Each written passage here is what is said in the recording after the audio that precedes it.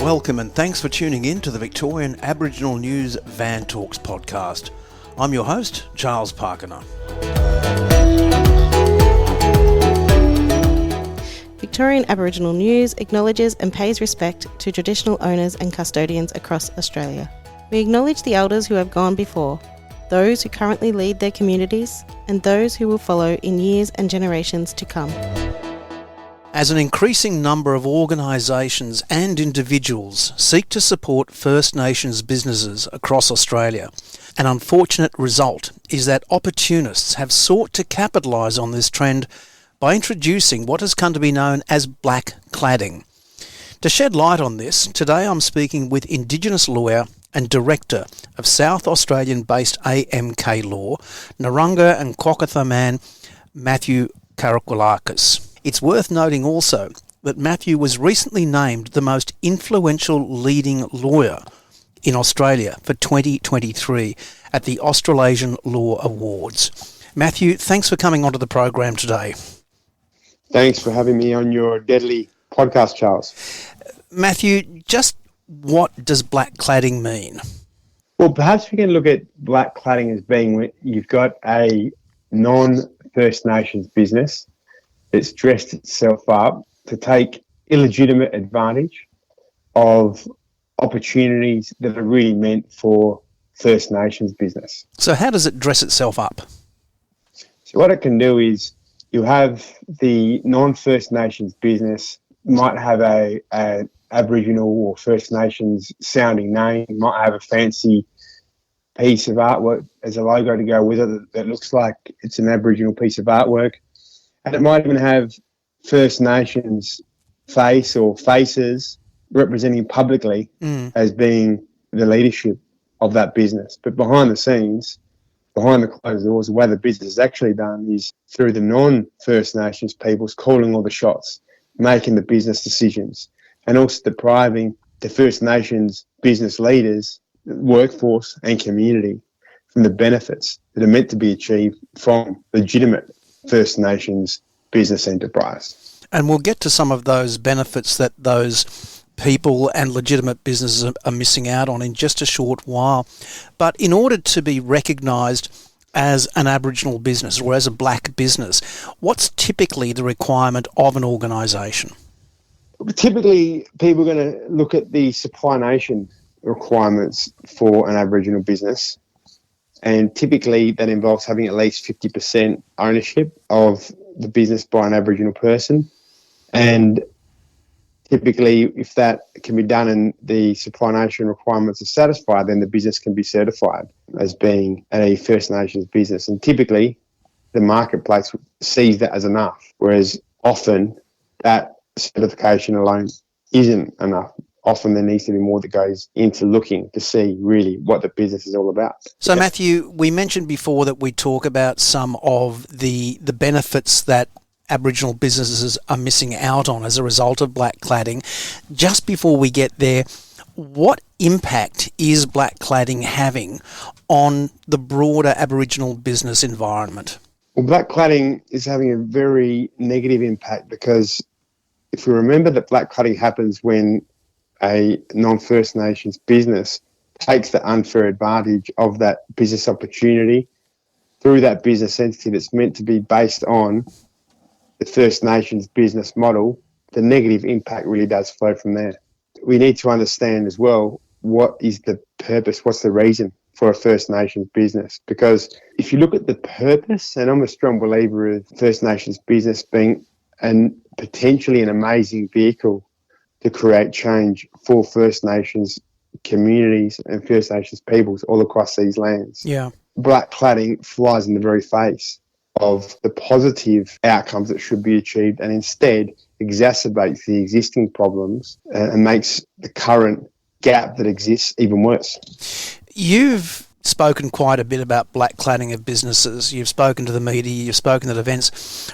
There are lots of Aboriginal lawyers out there who recognise that this is happening, but don't take it on with such a passion as you.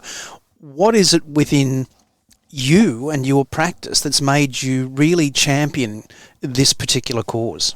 I think first and foremost, whenever we've got a reason that drives us, makes us get up in the morning, the reason why we do what we do, and we become aligned with this, it can give us great fuel in the belly, and it motivates us to work hard for whatever cause that is. And I believe in Australia where we have better outcomes for First Nations peoples, and I truly believe in business being an amazing vehicle for making this happen.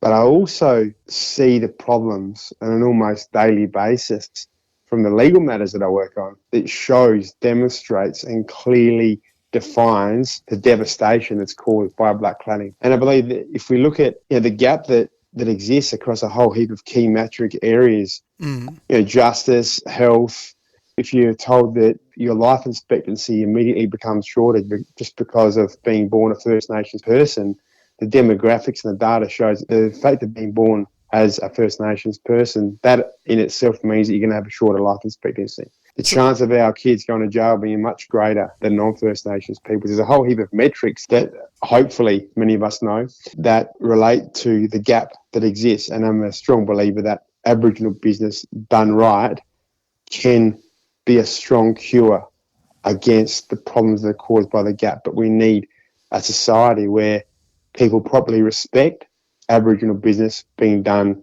in all the right ways to be able to make a difference for the future.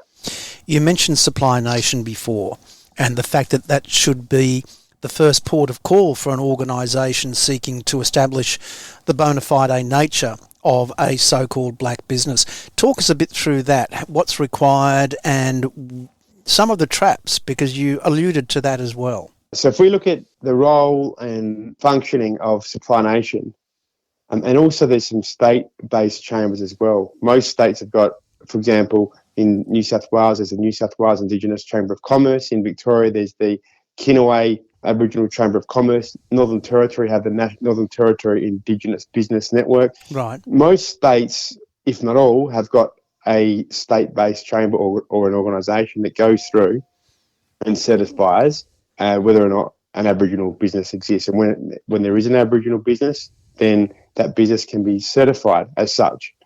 Supply Nation is almost like the head, because Supply Nation has the Commonwealth role, certifying First Nations business when they exist. And the verification process itself involves rigorous checks to make sure that they've got the compliance with the ownership and management criteria in place. And Supply Nation do things like they conduct annual audits, they check ownership documents, they verify Aboriginality based on documents, and they assess the business's management and control by reviewing those governance documents and the structures and making sure from their perspective that a true legitimate Aboriginal business exists. Right. I know that Kinaway Chamber of Commerce in Victoria, for example, has got a certification where they rigorously go through a due diligence process at the very beginning of it all to see whether or not an Aboriginal business is operating and whether that business meets the criteria and the standards that have been set as a crucial way of maintaining the integrity of the authentic Aboriginal business framework in Victoria. Mm-hmm. One of the problems that happens, though, is that sometimes you get organisations that get certified with Supply Nation and are later found out to be a black-cladded business. And sometimes people will give, particularly in Aboriginal community, can give Supply Nation a pretty tough rap for allowing certain businesses to get through the certification process. Like in many areas of public domain, particularly when you look at First Nations rights-based issues, we're all entitled to an opinion. Sure. I think that we should have that opinion well-founded. And to be honest, I think that as long as we respectfully view and communicate based on how things are happening, then that opinion can lead to better outcomes overall. What are some of the telltale signs, without going to Supply Nation and Kinaway here in Victoria, what are some of the other telltale signs that people might be on the lookout for that a business they're seeking to do business with may be black-clad? Yeah, so some of these include token Indigenous representation. So, for example, if you've got a business that's presenting itself as being a First Nations business and may have one or two figureheads, so to speak, that are the public identity of the business, that First Nations leader or leaders don't actually have a true behind-the-scenes leadership role. They don't understand really what's happening in the business, the functioning of the business. They don't have access to the financial side of the business. If those kinds of things are happening, then that can be a real red flag. But how can businesses or organisations really determine that, given that they're on the outside looking in? Exactly, and I think that if you're asking about, for example, the role of Supply Nation or the state-based chambers, that's definitely one of the challenges that they face. Personally, I feel like that there could be better government support for organisations like Supply Nation to allow their functioning to occur, because to truly gauge a business, sometimes it can require a higher level of investigatory powers. You see many black-clad organisations slip through the net and actually be registered with Supply Nation and other First Nations chambers of commerce, not reflecting negatively on Supply Nation or those chambers of commerce, but simply any system that's established. Well, it can always work around it. If you speak of Supply Nation or any of the state-based chambers, I think that most of them would have had at least one instance where a business has slipped through the cracks. I think that if that happens, then it's about taking proper accountabilities, taking proper measures, and addressing the issues as soon as possible to minimise the amount of harm that's being caused. Do you think there's an onus on those people seeking to do business with black businesses that if they suspect something that they should report it? In other words, call it out if you're suspicious? If you look at organisations doing business with First Nations businesses, one of the things that I speak about in the masterclass program that I've created and that we're delivering for procurement teams, government organisations as well, it's also looking at the opportunity that procurement team members have in fulfilling their role. Because if you look at the role of procurement team members, they really do have the opportunity of making a difference across the range of diversity that exists within community, particularly as we speak now, First Nations business issues. And if they exercise their function properly, they can get some amazing job fulfillment from the role when they're achieving their work outcomes. And part of that involves making sure that they have the proper steps in place to properly identify whether or not a true First Nations business exists, and making sure that there's the right engagement structures that take place for those First Nations business outcomes. Do you think there's any restriction on the size of business that can be black-clad? Because typically we might think about, if we get stereotypical, an art supply business that may be bringing art in that's not developed or designed by Aboriginal people, but they've got that black cladding there. Or can it go all the way up to big organisations such as construction, traffic management, that sort of thing? You're right, brother. This problem of black cladding can be at the smaller end of town and can also be at the massive end of town. I was working on a matter recently that involved a entity that was in the security industry. Yeah. Had succeeded in many significant contracts and was doing very well when black cladding issues came up. And so it can definitely be big business, can be small business, everywhere in between. I don't think there's any size of the business that has been automatically safeguarded as a result of black cladding purely because of the size of the business or the industry in which it operates in. Matthew, when it comes to those Aboriginal or Torres Strait Islander people that are brought in to be that black-clad face of a business, how many do you believe are being exploited without their knowledge? And let's be frank, there have got to be some who are in there simply to earn a quick buck and be quite willing to participate in the black cladding. But what's the prevalence of pure exploitation from your experience? Yeah, it'd be really interesting if there was some numbers on this that I actually have never seen, but I can say this. I've seen instances of, say, First Nations peoples who have been from a remote community who haven't even really understood what documents they were signing or what they were being involved in, but signing up into that position of a director and owner of the company as well, on the shareholding. Yeah.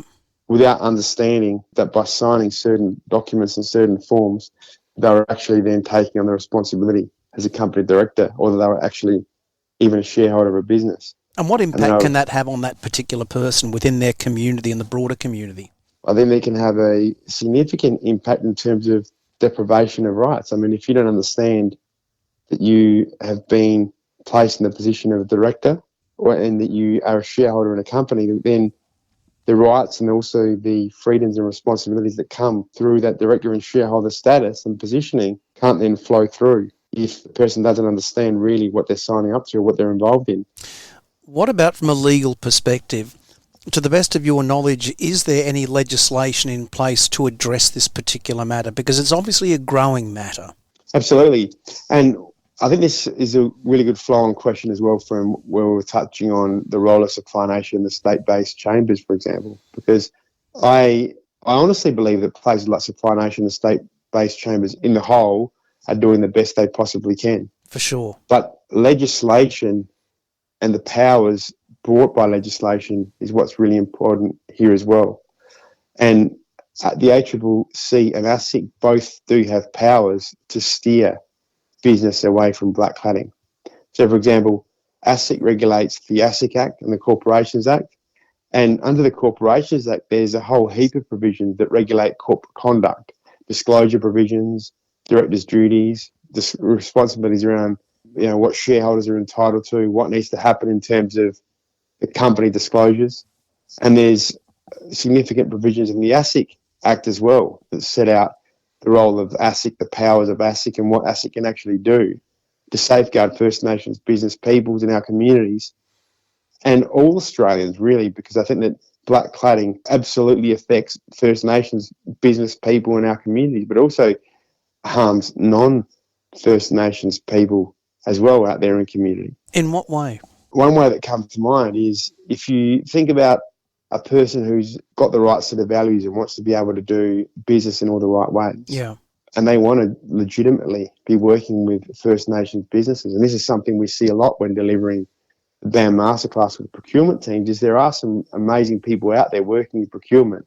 And one of the problems they come across is wanting to really engage authentic First Nations businesses, but how to actually do it. How can they be safeguarded from their decisions and the work that they're doing to ensure that the benefits that they're set out to achieve actually reach First Nations community? Right. And when the right frameworks can be set up, the right ways of how to implement the structures and how to implement the due diligence systems and how to actually identify legitimate First Nations businesses all set out in the right ways, then non-First Nations peoples in procurement can also benefit. Or if you're a consumer in the marketplace and you want to be able to buy an authentic First Nations product or service, to be able to have some level of guarantee that it really is a First Nations product or service, I think that is a real benefit for non-First Nations peoples out there in the marketplace. And so I think that black-cladding itself is not just a blackfella problem. It's really something that needs to be tackled for all Australians. You mentioned ACCC and ASIC both have legislation behind them to help policing in this. From a legal perspective, do you believe that more is required from a federal and state legislative basis? Yeah, I think that we do have to have more action, more activity that's taken by our regulators. There was a recent case within the last 12 months where ASIC did take matters to the court, the full court of the federal court. Yeah. And this is in the case involving ACBF Funeral Plans, Pty Ltd and UPLA Group. And part of that decision involved confirming that there had been misrepresentation insofar as ACBF had misrepresented itself as being Aboriginal owned or managed to First Nations communities, including in remote community. And the decision itself, I think, emphasises the role, the function and the powers that organisations like ASIC and the ACCC do have to be able to take investigative and enforcement action in this area of black-cladding. Matthew, just before we close up, you've mentioned a couple of times something about a masterclass. Before we let you go, brother, you better give that a bit of a plug. We don't normally do that, but in this particular case, because it's such an important issue, we'll let you go with it. I appreciate that, brother. Yeah, if you're part of a government or a corporate procurement team and you want to be part of this change in seeing First Nations business being done in all the right ways, then reach out. Would love to see you part of the Battle Against Black-Cladding Masterclass, known as BAM, and embrace the way forward for First Nations business being done right. And we will provide a link to the masterclass on our website to accompany the transcript of this interview. Matthew, thanks indeed so much for sharing your information on this important issue. Thank you very much, Charles.